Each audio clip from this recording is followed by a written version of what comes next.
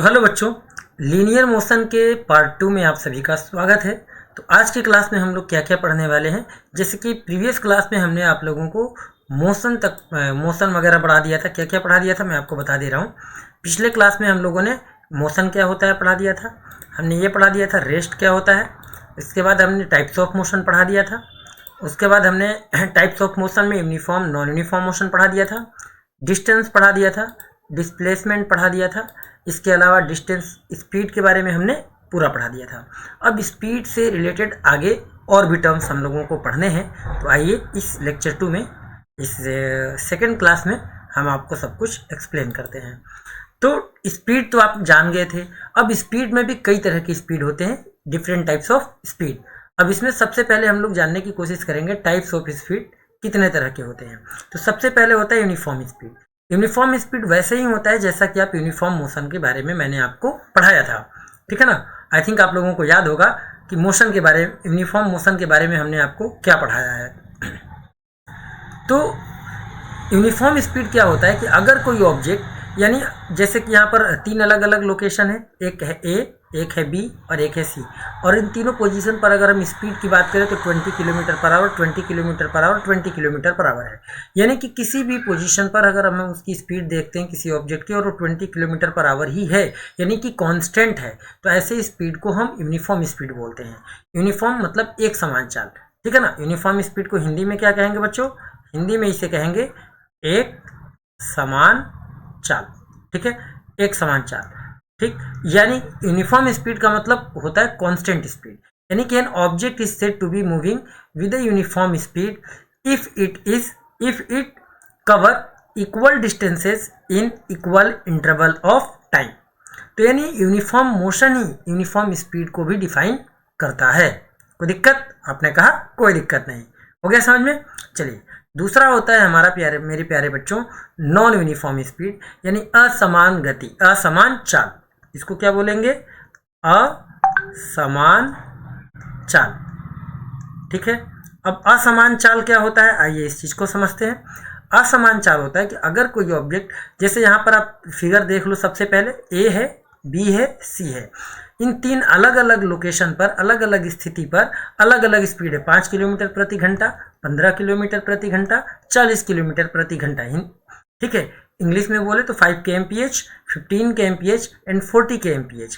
इसका मतलब ये हो गया कि अलग अलग टाइम इंटरवल में अलग अलग है, या कह लो कि सेम टाइम इंटरवल में अलग अलग डिस्टेंस ट्रेवल कर रहा है, तब भी हमारी डिफरेंट स्पीड निकल के आएगी, ठीक है ना। या डिफरेंट टाइम इंटरवल में सेम डिस्टेंस ट्रेवल कर रहा है, तो कैसे कहेंगे इसको कि an object is said to be moving with non uniform और variable speed if it covers equal distances in unequal interval of time. यहाँ पर इक्वल नहीं होगा, यहाँ पर क्या रहेगा बेटा? अनइक्वल इंटरवल ऑफ टाइम, ठीक है। या दूसरा हम कह सकते हैं और कि unequal distances in equal interval of time, कि बॉडी ने क्या किया, यानी कि मूविंग ऑब्जेक्ट ने अनइक्वल डिस्टेंस को इक्वल इंटरवल ऑफ टाइम में कवर किया, तब भी वो नॉन यूनिफॉर्म स्पीड से कवर कर रहा है, ठीक है। या फिर कह सकते हैं कि इक्वल डिस्टेंसेस को अनइक्वल इंटरवल ऑफ टाइम में कवर कर रहा है, ठीक है ना। तो जैसे हम यूनिफॉर्म और नॉन यूनिफॉर्म मोशन को डिस्क्राइब करते थे, in the same way speed को भी हम डिस्क्राइब कर सकते हैं। इसके बाद आगे क्या होता है? आगे होता है हमारा एवरेज स्पीड। क्या है बच्चों? Average speed. एवरेज स्पीड को हम लोग औसत चाल कहते हैं। एवरेज स्पीड को हम लोग हिंदी में क्या कहते हैं बच्चों? हिंदी में इसे औसत चाल कहते हैं। औसत चाल क्या होता है? तो ये किसी गतिशील वस्तु द्वारा तय किया गया कुल दूरी और लिया गया कुल समय का अनुपात होता है हिंदी में। अंग्रेजी में बोले तो it's defined as the ratio of total distance travelled by the object to the total time taken, ठीक है ना। Ratio of the total distance travelled by the object to the total time taken, इसे हम average speed कहते हैं। तो average speed का हमारा फार्मूला होता है बच्चों total distance travelled divided by total time taken. अगर अलग अलग डिस्टेंसेज, जैसे मान लिया S1 डिस्टेंस को कवर किया है, S1 डिस्टेंस को कवर किया किसी T1 टाइम में, S2 डिस्टेंस कवर किया T2 टाइम में, ठीक है, S3 डिस्टेंस को कवर किया T3 टाइम में। इसी तरीके से सारे डिस्टेंसेस कवर कर रहा है। तो टोटल डिस्टेंसेस को हम जोड़ के ऊपर लिख देंगे यहाँ पर, और टोटल टाइम को जोड़ के नीचे डिवाइड कर देंगे। इससे हमारा जो रिजल्ट आएगा वो हमारा एवरेज स्पीड का आएगा, ठीक है। अब इस एवरेज स्पीड में कई सारे कंडीशंस हैं, ठीक, कई सारे कंडीशन कैसे, तो पहले इसके लिए हम एक एग्जाम्पल से समझते हैं इस चीज़ को बहुत अच्छे तरीके से, ठीक है ना। पहले हम एक एग्जाम्पल से समझ लेते हैं, उसके बाद आपके लिए काफ़ी बढ़िया रहेगा। तो सबसे पहले मान लेते हैं कि एक ऑब्जेक्ट है, कोई भी एक ऑब्जेक्ट है, ये यहाँ से अपनी जर्नी स्टार्ट किया, ये ए से, ठीक है, पॉइंट ए से, ये ए से बी तक गया, ठीक, बी से ये सी तक गया, सी से ये डी तक गया, ठीक, मान लो यहीं तक ए बी सी डी। कोई ऑब्जेक्ट इस पाथ पर ट्रेवल करते हुए डी तक पहुंचा है, ठीक। मान लो कि ये 10 मीटर डिस्टेंस है, ये हमारा 20 मीटर का डिस्टेंस है, अगेन ये 10 मीटर का डिस्टेंस है। इसको जाने में इसे 1 सेकेंड का समय लगा, ये जाने में 3 सेकेंड का समय लिया, ठीक, और ये जाने में 2 सेकेंड का समय लिया। कोई दिक्कत? आपने कहा कोई दिक्कत नहीं, ठीक है। तो अब इसका ए से डी तक के लिए एवरेज स्पीड कितना होगा, तो वी ए वी बराबर, टोटल डिस्टेंस कितना है, तो 10 20 और 10 ऐड करेंगे तो 10 + 20 30, 30 + 10 40, 40 डिवाइडेड बाई कितना टाइम लिया टोटल ए से डी तक जाने में, तो 1 सेकेंड और 3 4 सेकेंड, और 4 सेकेंड + 2 सेकेंड 5 सेकेंड, है ना, 4 और +2 6 सेकेंड, 6। तो इसको जब डिवाइड करेंगे तो क्या जाएगा, 2 से ये भी डिवाइड हो गया 20, 2 से ये भी डिवाइड हो गया 3, यानी आंसर आ गया 20/3 मीटर पर सेकेंड। कितना आ गया बच्चों, 20/3 मीटर पर सेकेंड। तो ये हो जाएगा एवरेज स्पीड। ये क्या हो जाएगा, एवरेज स्पीड। इसको और डिवाइड अगर हम कर देंगे तो हमारा आंसर आ जाएगा 6.67 मीटर पर सेकेंड। कोई समस्या है? आपने कहा कोई नहीं। देखो भाई, समस्या नहीं होनी चाहिए, ठीक है ना, और हर समस्या का समाधान है, ये भी याद रखना। तो ये आपको एवरेज स्पीड हो जाएगा। अब इसी तरीके से एवरेज स्पीड निकालने के कई सारे कंडीशन होते हैं। क्या बोला मैंने, एवरेज स्पीड निकालने के मेरे प्यारे बच्चों कई सारे कंडीशन होते हैं। जैसे कि एक कंडीशन ये दिया हुआ है कि if an object travel equal distances with speed v1 and v2, यानी कि ऑब्जेक्ट क्या कर रहा है, सेम डिस्टेंस को अलग अलग स्पीड से ट्रेवल कर रहा है, ठीक है ना। जैसे मान लो ये ए से गया बी तक, अब बी से गया सी तक, ठीक है, ए से बी, अब बी से सी। ए से बी का डिस्टेंस भी हमारा 10 मीटर है, अब बी से सी तक का डिस्टेंस भी 10 मीटर है। मान लो यहाँ पर जा रहा है ये 5 मीटर पर सेकेंड की स्पीड से इस डायरेक्शन में, और यहाँ पर जा रहा है 10 मीटर पर सेकेंड की स्पीड से सी तक पहुँच गया। तो दो अलग अलग स्पीड है, तो इस स्पीड को हम मान ले v1 है और इस स्पीड को मान ले हम v2 है। तो जब ए से सी तक के लिए एवरेज स्पीड निकालेंगे बच्चों, एवरेज स्पीड, तो ये हमारा इस फार्मूला से निकल आएगा, ठीक, 2v1 v2 divided by v1 + v2। तो 2v1 की वैल्यू कितनी है 5, v2 की वैल्यू कितनी है 10, डिवाइडेड बाई v1 + v2 यानी कि 5 + 10। तो ऊपर अगर मल्टीप्लाई किया जाए या ना भी मल्टीप्लाई करो तो 2 ऐसे ही रहने दो, अब 5 10 जा चलो 50 कर देते हैं, डिवाइडेड बाई 5 + 10 करेंगे तो कितना आएगा 15। 5 से ये भी डिवाइड हो जाएगा 10 टाइम में, अब 5 से ये भी डिवाइड हो जाएगा 3 टाइम में। तो यहाँ पर वी एवरेज कितना आया, तो 2 10 जा, 2 को 10 से मल्टीप्लाई करो तो 20, डिवाइडेड बाई 3, 20/3। अब 20 को 3 से डिवाइड करेंगे तो यहाँ पर भी एवरेज स्पीड कितना निकला 6.67 मीटर पर सेकेंड। तो याद रखना है आपको कि जब डिस्टेंसेस हमारे सेम हो, ठीक है, और स्पीड अलग अलग, तो हम डायरेक्ट इस फार्मूला से आंसर निकाल सकते हैं। कोई दिक्कत नहीं ना। कैसे? अब बात आई कि सर क्या इस वाले फार्मूले में भी यही कॉन्सेप्ट यूज हुआ है कि total distance upon total time? तो यस, यही कॉन्सेप्ट हमारा यूज हुआ है। यकीन ना हो आओ देख लेते हैं। जैसा कि हमने आपको एग्जांपल में लिया कि ए से बी तक 10 मीटर ट्रेवल किया, बी से सी तक 10 मीटर, यानी डिस्टेंस सेम है, लेकिन शुरुआत के 10 मीटर को 5 मीटर पर सेकेंड से ट्रेवल किया है और लास्ट के 10 मीटर को 10 मीटर पर सेकेंड से ट्रेवल किया है। तो क्या सेम कॉन्सेप्ट अप्लाई हो रहा है? बिल्कुल मेरे बच्चों, सेम कॉन्सेप्ट अप्लाई हो रहा है। आओ समझ लेते हैं उसी फार्मूले से, ठीक है ना। तो देखो हमने बना दिया, ए से गया बी तक 10 मीटर, कहाँ तक आ गया बी तक, बी से अगेन कहाँ तक आया सी तक, कितना डिस्टेंस ट्रेवल किया 10 मीटर। यहाँ पर किस स्पीड से ट्रेवल कर रहा 5 मीटर पर सेकेंड, और यहाँ पर कौन सी स्पीड से ट्रेवल कर रहा, 10 मीटर पर सेकेंड। कोई दिक्कत, आपने कहा कोई दिक्कत नहीं। तो हमारा एवरेज स्पीड निकालने का फार्मूला है टोटल डिस्टेंस, तो 10 metre plus 10 metre 20 metre divided by total time. अब टाइम कैसे निकाला जाए, क्योंकि यहाँ टाइम ए से बी का भी टाइम नहीं दिया है, बी से सी का भी टाइम नहीं दिया, तो फार्मूला तो पता है कि स्पीड बराबर क्या होता है, बताओ भाई। तो फार्मूला बच्चों ने कहा कि सर स्पीड बराबर होता है डिस्टेंस अपॉन टाइम, तो हमने कहा टाइम बराबर फिर क्या होगा, तो डिस्टेंस अपॉन स्पीड। तो अब ए से बी तक का अगर हम टाइम निकाले, ए से बी तक का टाइम निकाले ए बी, तो डिस्टेंस 10 मीटर, स्पीड 5, तो इससे इसको डिवाइड करेंगे तो कितना आएगा, आपने कहा 2 सेकेंड आया। यानी कि ए से बी तक जाने में कितना समय लिया, 2 सेकेंड का समय लिया। ऐसे ही बी से सी तक जाने में कितना समय लिया, तो आपने कहा सर 10 डिवाइडेड बाई 10, क्योंकि डिस्टेंस हमारा 10 है, स्पीड भी 10 है, तो यहाँ से आ गया 1 सेकेंड। तो इन दोनों को जोड़ दें तो 2 + 1 कितना हो गया, यानी ए से लेके सी तक जाने में टोटल टाइम कितना हो गया, तो 2 सेकेंड प्लस 1 सेकेंड, यानी that is equal to 3 second. तो अब देखो एवरेज स्पीड, तो एवरेज स्पीड बराबर total distance upon total time. Total time कितना है, 3 सेकेंड, 3 से डिवाइड कर दो तो 20/3 आया, और इसको जब डिवाइड करोगे तो 6.67 मीटर पर सेकेंड आएगा। आपने कहा हाँ सर यही तो आ रहा है, 20/3 और 6.67 मीटर पर सेकेंड। यही चीज़ तो हमने आपको यहाँ पर बताई कि नहीं बताई।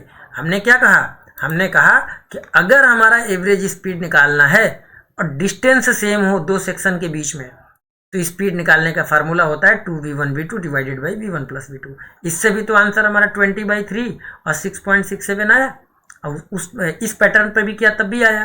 तो मतलब कि अगर ऐसा कोई सवाल है तो इसके लिए डायरेक्टली हम ये फार्मूला यूज कर सकते हैं as a short trick, as a short trick.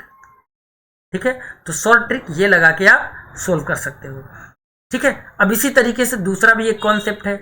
दूसरा कॉन्सेप्ट क्या कहता है कि इफ एन ऑब्जेक्ट, ध्यान से सुनना मेरे प्यारे बच्चों, साफ साफ लिखा है कि if an object cover first 1/3 distance, 1/3 का मतलब होता है 1/3 distance with speed A, other 1/3 distance with speed B, and last 1/3 distance with speed C. यानी कि साफ साफ दे दिया कि अलग अलग डिस्टेंस को, ठीक है ना, फर्स्ट 1/3 डिस्टेंस को ए स्पीड से, सेकेंड 1/3 को बी स्पीड से, और थर्ड 1/3 डिस्टेंस को सी स्पीड से ट्रेवल कर रहा है। ठीक है, तो इसमें भी हम वही कॉन्सेप्ट अप्लाई करेंगे। क्या बोला इन्होंने क्वेश्चन में बोला कि मान लो कि यहाँ से चला है और ये कहीं यहाँ तक पहुँचा है बी तक, मान लो, लेकिन ए से बी तक के डिस्टेंस को अगर 3 हिस्सों में बांट दे और भी तीनों इक्वल हिस्से हो, जैसे हमने ये बांट लिया और ये बांट लिया, मान लो कि ये भी हमारा x मीटर ही हो, ये भी हमारा x मीटर ही हो, और ये भी हमारा x मीटर ही हो, तो ये वाला 1/3 फर्स्ट 1/3 हुआ, ये सेकेंड 1/3 हुआ, और ये लास्ट 1/3 हुआ। ठीक है ना, तो फर्स्ट 1/3 किस स्पीड से ट्रेवल किया ए, सेकेंड 1/3 किस स्पीड से ट्रेवल किया बी, और लास्ट 1/3 किस स्पीड से ट्रेवल किया सी। तो इसमें भी जब फार्मूला हम अप्लाई करेंगे total distance upon total time का, तो हमारा यही रिजल्ट निकल के आएगा 3abc divided by ab plus bc plus ca। ठीक है, क्या निकल के आएगा, 3ab upon ab plus bc plus ca। कोई दिक्कत नहीं ना, तो ये बात आपको याद रखनी है। ठीक है बच्चों, कोई दिक्कत तो नहीं है, कहो तो करके बता दूं, चलो बता ही देता हूं। देखो भाई, एवरेज स्पीड कैसे निकालेंगे, v average total distance upon total time. तो टोटल डिस्टेंस कितना हो गया, x प्लस x, यानी कि 3x divided by total time. अब टोटल टाइम, यहाँ पर टाइम लेंगे तो डिस्टेंस अपॉन स्पीड, यानी क्या आ जाएगा, x/a। ठीक, इस सेगमेंट की बात करें तो इस सेगमेंट में टोटल टाइम कितना आ जाएगा, तो x/b डिस्टेंस अपॉन स्पीड। और लास्ट सेगमेंट में बात करेंगे तो लास्ट 1/3 में कितना आएगा, डिस्टेंस अपॉन स्पीड, यानी कि x/c। कोई दिक्कत, आपने कहा कोई दिक्कत नहीं। अब देखो जोड़ने के बाद ये आ गया 3x, यहाँ पर डिनोमिनेटर में देखो तो x हमें कॉमन मिल गया, बचा ब्रैकेट में क्या, 1/a 1/b 1/c। ठीक है, ये x से ये x कैंसिल, और जब इसको सोल्व करोगे नीचे ABC LCM आएगा, और नीचे वाला ABC उठ के कहाँ जाएगा, ऊपर मैथमेटिकल रूल के अकॉर्डिंग, तो 3ABC बना। ठीक है, जब 3 और यहाँ पर इसको, यहाँ पर अब क्या आ जाएगा, फर्स्ट वाले जगह पर BC, यहाँ पर AC, यहाँ पर C, यहाँ पर आ जाएगा हाँ AC, यहाँ पर आ जाएगा AB। तो कुल मिला के यहाँ पर रिजल्ट जब जोड़ोगे, इसको इस चीज़ को जोड़ के खाली सोल्व करो इतने हिस्सा को, तो यही आएगा AB plus BC plus CA। ठीक है, आपने कहा है सर, तो ये हमारा फाइनल रिजल्ट आएगा। कॉन्सेप्ट वही लगाया, total distance upon total time. ये टोटल टाइम है और ये हमारा टोटल डिस्टेंस है। तो ये आपको शॉर्ट ट्रिक याद रखना है।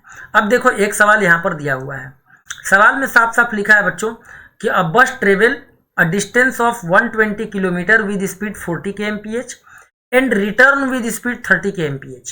यानी कि गया है कहीं से, कि मान लो कि यहाँ से चला और यहाँ से यहाँ तक गया, ठीक है, पी से जर्नी स्टार्ट किया और क्यू तक पहुँच गया। कितना किलोमीटर डिस्टेंस ट्रेवल किया? 120 किलोमीटर। किस स्पीड से गया है? तो गया है ये 40 kmph से। देखो कि cover distance 120 kilometre with speed 40 kmph, यानी गया है 40 kmph से, 40 km/h से। और रिटर्न किससे हुआ है? रिटर्न हुआ है 30 km/h से। तो P और Q के बीच एवरेज स्पीड क्या होगा? तो अब देखो जाने वाला डिस्टेंस और आने वाला डिस्टेंस दोनों बराबर है, और जब डिस्टेंस बराबर हो तो फार्मूला लगता है 2v1v2 divided by v1 plus v2। ठीक है, तो हमने लिखा 2, v1 को हमने मान लिया 40, v2 को मान लिया हमने 30 और डिवाइडेड बाई 40 प्लस 30। सोल्व करेंगे इसको तो ऊपर ऐसे ही लिखा 240 मल्टीप्लाइड बाई 30 और डिवाइडेड बाई 40 प्लस 30 जोड़ेंगे तो 70। 0 से 0 कैंसिल हो गया। तो एवरेज स्पीड कितना निकल आएगा बच्चों? मल्टीप्लाई कर दो, 2 चौका 8, 8 0 80, 80 को 3 से मल्टीप्लाई करें तो 8 3 का 24, यानी कि 240 डिवाइडेड बाई 7 मीटर पर सेकेंड। कोई दिक्कत? आपने कहा कोई दिक्कत नहीं।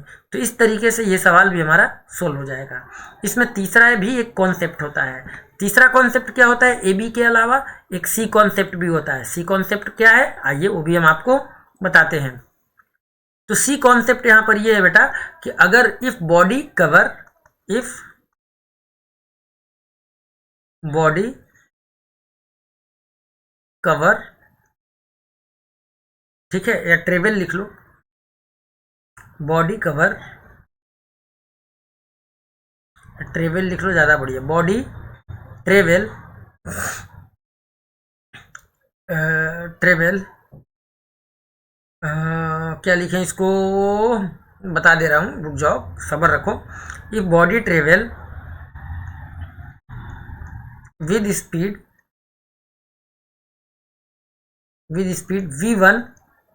v1, ठीक है ना, for t second and with speed v2 and with speed v2 for next t second. ठीक है, then average speed, average speed कि body travel with speed v1 for t second and with speed v2 for next t second. यानी इसमें साफ साफ बताया कि object कहीं से चलना शुरू किया और शुरुआत में t सेकेंड तक ट्रेवल किया है v1 स्पीड से। ठीक है, मान लो ये p से चला q तक, अब q से चला, फिर q से कहाँ तक पहुँचा? q से ट्रेवल करके r तक आया। यहाँ भी ट्रेवल किया है t सेकेंड तक, लेकिन यहाँ पर ट्रेवल किया है v2 स्पीड से। तो p से r तक के लिए, कहाँ से कहाँ तक के लिए? For p to r, p से r के लिए अगर हम एवरेज स्पीड निकालेंगे उसी फार्मूला से, total distance upon total time, तो हमारा रिजल्ट आएगा बच्चों v1 plus v2 divided by 2। क्या निकल के आएगा? v1 plus v2 divided by 2। तो ये फार्मूला है शॉर्ट ट्रिक। बात है कैसे आया? तो ये भी उसी फार्मूले से आया है कि एवरेज स्पीड बराबर क्या होता है? Total distance. तो यहाँ पर टोटल डिस्टेंस भाई हमारा कैसे टोटल डिस्टेंस निकलेगा कि P Q plus Q R divided by total time. तो पी क्यू जाने में टी टाइम लिया तो टी, और क्यू से आर तक जाने में भी टी टाइम लिया मतलब टी। अब पी क्यू कैसे निकाला जाए? तो डिस्टेंस बराबर क्या होता है? Speed into time. तो पी से क्यू तक का डिस्टेंस कितना होगा? स्पीड v1 है, टाइम t, तो v1 t, तो v1 t plus Q R की वैल्यू कितनी आएगी? तो v2 t, speed into time से, तो speed into time v2 t divided by time plus time जोड़ देंगे 2t। अब ऊपर से देखो t कॉमन है, t कॉमन ले लिया जाए तो बचा v1 प्लस v2 और नीचे हमारा प्यारा बच्चों आ गया 2t। तो t से ये t क्या हो गया? कैंसिल। तो स्पीड, एवरेज स्पीड हमारा क्या निकल के आ जाएगा कि v1 plus V2 divided by 2। कोई दिक्कत है बताओ? नहीं ना? तो ये शॉर्ट ट्रिक्स है। ये क्या है? ये मेरे प्यारे बच्चों शॉर्ट ट्रिक है जिसे आपको याद रखना है, ठीक है ना? डायरेक्ट अगर निकालना है तो इससे आप निकाल सकते हो, कोई दिक्कत? तो ये आपको याद रखना है। अब मैं बता दूं, ये चैप्टर बेटा जो बच्चे हमारे एनडीए, जो बच्चे हमारे एयरफोर्स, जो स्टूडेंट्स किसी वनडे एग्जाम की तैयारी कर रहे हैं, किसके? किसी भी वनडे एग्जाम की तैयारी कर रहे हैं, या जो बच्चे सीडीएस की प्रिपरेशन कर रहे हैं, ठीक, तो उन सभी बच्चों के लिए ये बहुत कारगर है, ठीक है? या जो बच्चे हमारे उसकी क्या बोलते हैं, इंडियन नेवी वगैरह का तैयारी करते हैं अलग से, ठीक है, नेवी, ये उन सभी बच्चों के लिए इम्पॉर्टेंट है।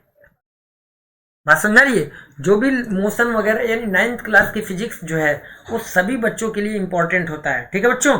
आपको बिल्कुल भी घबराना नहीं है, एकदम तगड़े तरीके से तैयारी करनी है बिना किसी टेंशन के। कोई दिक्कत नहीं ना?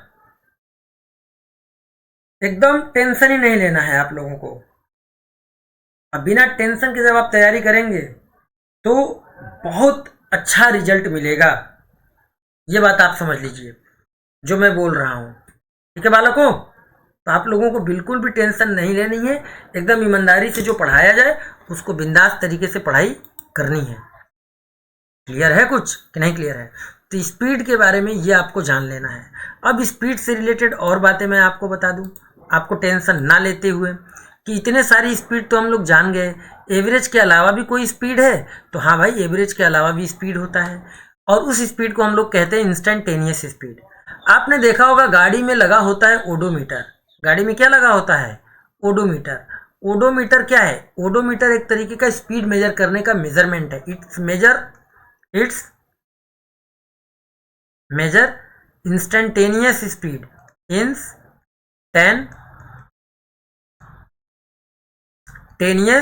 Speed of moving body. यानी कि आप समझो कि जो गाड़ियां चलती हैं तो गाड़ियों में एक डिस्प्ले लगा होता है। क्या लगा होता है? आज के टाइम पे डिजिटल आ गया है ना, तो डिजिटल वाला में डिस्प्ले लगा होता है और इस डिस्प्ले में गाड़ी की एक जगह स्पीड हमको दिखती है यहाँ पर, ठीक है?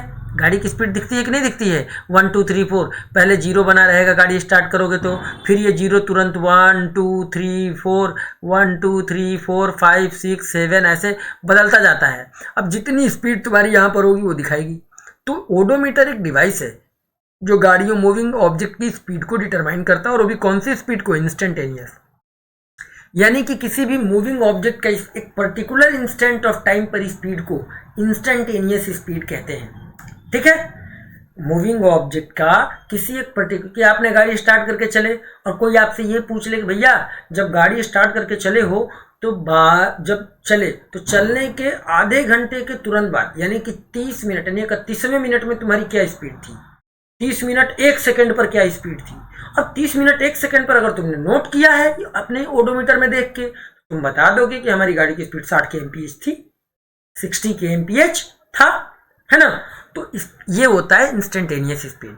यानी कहने का मतलब कि when an object is travelling with variable speed then its speed at a given instant of time is called instantaneous speed. Instantaneous speed of the object. बात समझ में आई कि नहीं आई? अरे बोलो, आई ना? अब इंस्टेंटेनियस स्पीड को और कैसे क्या रिप्रेजेंट किया जा सकता है या लिखा जा सकता है? तो इंस्टेंटेनियस स्पीड को बेटा लिखते हैं instantaneous speed is equal to limit delta 2 tends to be 0, delta S यानी कि डिस्टेंस, उस एक छोटे से इंटरवल में तय किया गया दूरी और छोटा सा टाइम इंटरवल, ठीक? तो ये एल्जेब्रिक रिप्रेजेंटेशन है। अवकलन यानी कि डिफरेंट कैलकुलस के मेथड, कैलकुलस भी एक गणित का भाग है, एक गणित का पार्ट है, मैथमेटिक्स है कैलकुलस। तो कैलकुलस के अकॉर्डिंग इसको लिखा जाता है ds/dt। यानी जब टाइम इंटरवल बहुत ही माइन्यूट हो, बहुत ही छोटा हो और उस छोटे से समय में तय किया गया दूरी या तय किया गया डिस्प्लेसमेंट बहुत छोटा हो तो उसको हम डी के टर्म में लिखते हैं, यानी ds/dt। क्लियर हो गया? चलो, अब इससे रिलेटेड जो सवाल है मेरे प्यारे बच्चों वो आपको यहाँ आपकी क्लास में नहीं मिलेंगे। इससे रिलेटेड सवाल आपको मिलेंगे क्लास 11th में। कहाँ मिलेंगे? क्लास 11th में, इंस्टेंटेनियस से रिलेटेड। ठीक है, तो स्पीड के जो रेस्ट पार्ट था जिसमें आपने क्या समझा, instantaneous speed and there parts, तो ये सब आपको बहुत अच्छे से नोट करके रखना है, याद करके रखना है। ठीक है, तो इतना अगर आप तैयार कर लिए तो फिर हम आपके लिए लेके आएंगे चौथा पार्ट, तीसरा पार्ट इस वीडियो का। ठीक है, तो इस लेक्चर में केवल इतना ही, फिर मिलते हैं इसके सेकेंड पार्ट के साथ, यानी कि थर्ड पार्ट के साथ। तब तक के लिए आप सब मुझे आज्ञा दीजिए। Thank you so much and जय हिंद।